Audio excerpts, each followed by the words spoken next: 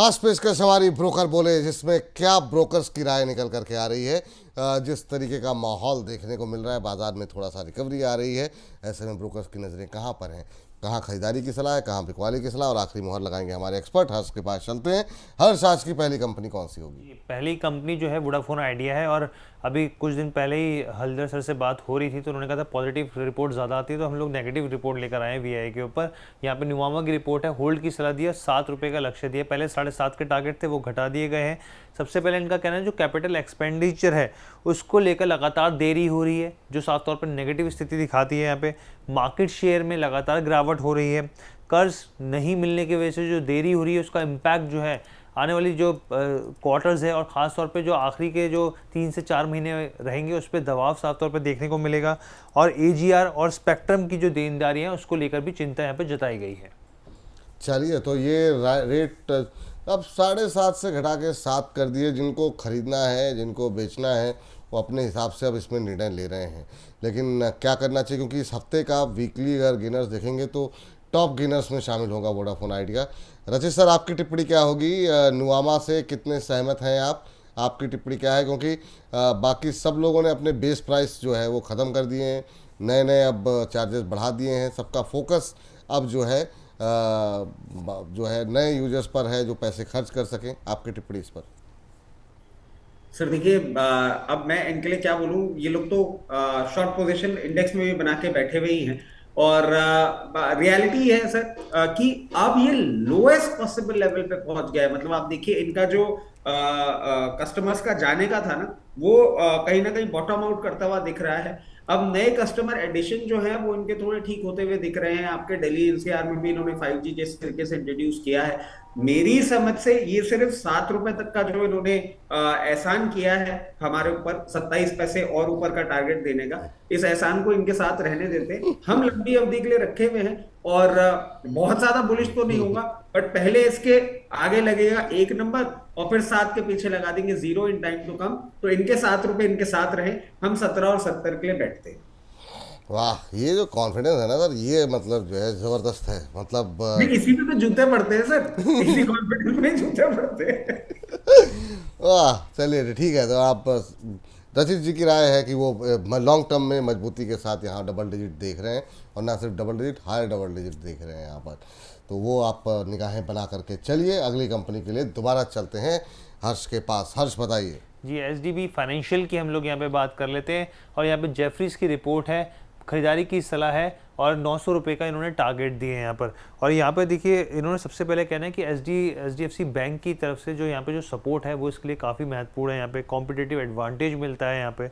दूसरी चीज़, यहाँ पे डीप यहाँ पे डिस्ट्रीब्यूशन नेटवर्क जो है काफ़ी बड़ा है यहाँ पे। इसके अलावा लार्ज कस्टमर बेस है इस कंपनी का।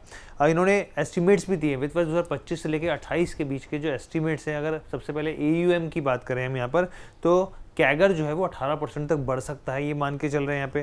FY 25 से 28 के बीच में अगर आप यहाँ पे ईपीएस देखें तो भी इस पर 22% की बढ़ोतरी ये बता रहे हैं यहाँ पे। रिटर्न ऑन इक्विटी में इंप्रूवमेंट देखने को मिल सकता है, 13 से लेकर 16% की बढ़ोतरी यहाँ पे देखने को मिल सकती है। एक दो कंसर्न है, एक तो एसेट क्वालिटी को लेकर इन्होंने चिंता जाहिर करी है, और साथ ही जो सब्सिडरी होल्डिंग के नियमों में जो बदलाव है उसको लेकर भी ये बात कही गई है। एचडीबी फाइनेंशियल यहाँ पर टारगेट 900 रुपये तक के निकल करके आ रहे हैं, और जब से लिस्टिंग हुई है तब से लगातार रिटेलर्स की पसंदीदा शेयरों में शामिल है। काफ़ी क्वेरीज, काफ़ी लोगों का पार्टिसिपेशन यहाँ पर देखने को मिलता है। प्रदीप सर, आपकी राय क्या होगी एचडीबी फाइनेंशियल को लेकर के? सर, जिस दिन से ये आईपीओ लिस्ट हुआ था उस दिन से ही हम लगातार इसको ट्रैक कर रहे। तो मैंने एक स्टॉप लॉस दिया था 810 के आसपास और बताया था कि हम बाई करेंगे नीचे जाके 750 700 पे बाई करेंगे बाद में। तो जिस तरीके से नीचे आया था ऑलमोस्ट 730 735 के आसपास, और एक अच्छा बेस बनाया 750 के अराउंड। मुझे लगता है कि बहुत ही स्ट्रॉन्ग बेस बिल्ड हुआ है। अभी फिर से स्टॉक घूम के 800 के ऊपर आया है।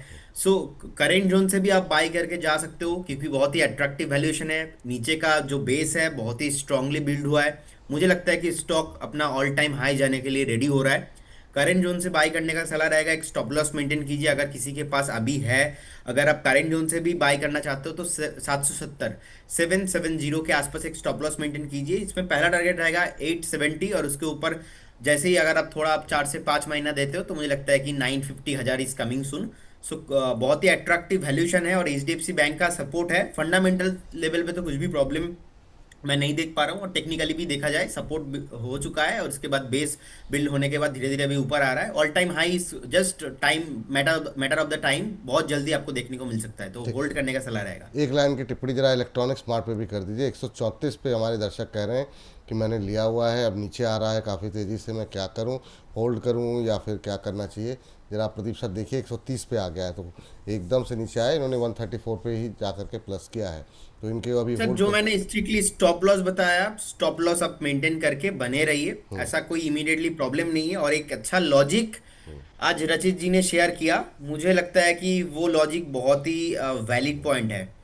जो वॉल्यूम को लेके रचित जी बात कर रहे थे, तो मुझे लगता है कि रचित जी बेटर थोड़ा एक्सप्लेन अगर करेंगे इनको तो अच्छा रहेगा। स्ट्रिक्टली स्टॉप लॉस 127 के आसपास मैंने दिया था, उसको मेंटेन करना है। जी और पहला टारगेट था 135 के आसपास, 135.30 के आसपास एक हाई लगा के नीचे आया 130 के आसपास। और क्योंकि मैंने उसके तुरंत बाद देखिए WCIL का कॉल दिया, तो पहला टारगेट था 134 के आसपास, 133.80 का हाई लगा है, ये स्टॉक भी 131 के आसपास चल रहा है। सो रचित जी को मैं रिक्वेस्ट करूंगा, थोड़ा आप इस मैटर को एक्सप्लेन कीजिए कि ऐसा क्यों होता है, जब भी मैं बात करता हूँ वो तुरंत वो टारगेट के आसपास से घूम के थोड़ा बहुत नीचे सस्टेन करता है। तो आप थोड़ा बेटर एक्सप्लेन करके देंगे एज ए एजुकेशनल पर्पस, तो लोगों को भी समझ में आएगा कि उनको क्या करना चाहिए। संक्षेप में सर। 25 पे हर्ष बाबू अभी बहुत गुस्से में देख रहे हैं मुझे।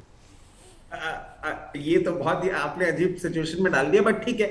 बेसिकली होता क्या है ना सर, कि जैसे ही हम शेयर का नाम बोलते हैं और कॉल देते हैं, वैसे ही जो बाइंग होती है वो वॉल्यूम बिल्डअप में आपको देखने को मिल जाती है एट टाइम्स। और एट टाइम्स क्या, आप अगर पर्सनली पूछेंगे मेरे जैसे ट्रेडर से, मतलब अब तो मैं ट्रेडिंग नहीं करता, बट जब करता था ना, मैं टारगेट के नीचे ही कहीं ना कहीं अपने सेफ हेवन को लगा के रखता था, क्योंकि टारगेट्स जो होते हैं वो टेक्निकल पीक या स्टॉप लॉस टेक्निकल बॉटम पे निकलते हैं। अगर बीच सफर में ही आपको चलती हुई ट्रेन में चढ़ना है और चलती हुई ट्रेन में ही उतरना है ना, तो टारगेट से पहले ही। और कुछ कुछ मैंने देखा इनके सारे शेयरों में ये होता हुआ आ रहा है, जैसे पीजी येल में भी हमने देखा था जिस तरीके से मूवमेंट किया था, उसके बाद बहुत टारगेट के पहले से ही एक सेलिंग प्रेशर देखने को मिला। जी तो कुछ ट्रेडर्स हमारे जरूर ऐसे हो सकते हैं जो थोड़े से सेंसिबल हैं, जो टारगेट्स के पहले निकल रहे हैं, which is not a bad thing to do. आप बिल्कुल एग्जैक्ट टारगेट के लिए वेट करेंगे ना, तो एट टाइम्स आपको प्रॉब्लम हो सकती है। छोटे छोटे मार्जिन 1-1.5%, 2% के लिए आप ये ट्रेडिंग कॉल में पार्टिसिपेट करते हैं और डेफिनेटली आप एक अच्छा रिटर्न ले सकते हैं। ठीक है, चलिए तो ये रणनीति अपनाइए। अभी के लिए फिलहाल के लिए 127 का स्टॉप लॉस लगाइए आयुष जी। हर्ष बताइए अगली कंपनी कौन सी जी, है? हेक्सावेयर टेक्नोलॉजी की बात कर लेते हैं। अगला स्टॉक है यहाँ पर, और यहाँ पर अगर आप देखें तो ब्रोकरेज जो है नुवामा है, खरीदारी की सलाह दी है, 950 रुपये का लक्ष्य दिया है। इनका साफ तौर पे कहना है कि कंपनी अपने लार्ज कैप जो साथी हैं उनसे बेहतर परफॉर्म करती हुई दिख सकती है। दूसरी चीज़ इन्होंने कहा कि जो इसकी टॉप लाइन ग्रोथ है वो अगर 1.4 बिलियन डॉलर के आसपास की, जो काफ़ी बेटर स्थिति दिखाती है। मजबूत क्लाइंट बेस है, ब्रॉड इंडस्ट्री कवरेज है यहाँ पर, और साथ ही यहाँ पे जो कैश फ्लो है वो भी काफ़ी सपोर्टिव है। यहाँ पे 2024 से लेकर 27 के बीच में 11% डॉलर रेवेन्यू जो है कैगर, और 250 बेसिस पॉइंट जो है यहाँ पे मार्जिन में बढ़ोतरी होने की संभावना जताई जा रही है। हाँ, हेक्सावेयर टेक्नोलॉजी 950 तक के टारगेट यहाँ पर निकल करके आते हुए। रचित सर बताइए अभी क्या करना चाहिए? सहमत हैं आप इस रिपोर्ट से? अभी के लेवल पे आपकी राय क्या रहेगी? देखिए बिल्कुल, इससे पहले तो मैं सर एक टिप्पणी करना चाहूंगा। हाँ। हर्ष जी के मुंह पे हमने यूजुअली हंसी के एक्सप्रेशन नहीं देखे, गुस्से के एक्सप्रेशन वाली एक फोटो खींच के जरूर भेजिएगा, अपने पास रखने लायक होगी। अब सर हेक्सावेयर की बात कर लेते हैं। देखिए जिन लेवल्स पे ये चल रहा है, मैं समझता हूँ बिल्कुल सही है। और एक सपोर्ट मैं बता देता हूँ सर। पहला एक स्ट्रॉन्ग सपोर्ट है 774 का। 774 के ऊपर जब तक ये मेंटेन कर रहा है बहुत कंफर्टेबली, आपको एक हायर साइड 860 और 890 तक के लेवल दिखा सकता है। और आने वाले समय में जो टारगेट ये लेकर आए हैं, अगर मीडियम टर्म के लिए होल्ड करते हैं तो वो भी अचीव करते हुए दिखेंगे, और ऊपर इससे ऊपर भी जाता हुआ दिख सकता है। चलिए तो ये बात हेक्सावेयर को लेकर के निकल के आती है। 950 तक के टारगेट निकल के आए हैं। चलिए आज के लास्ट काउंटर के लिए चलते हैं हर्ष के पास।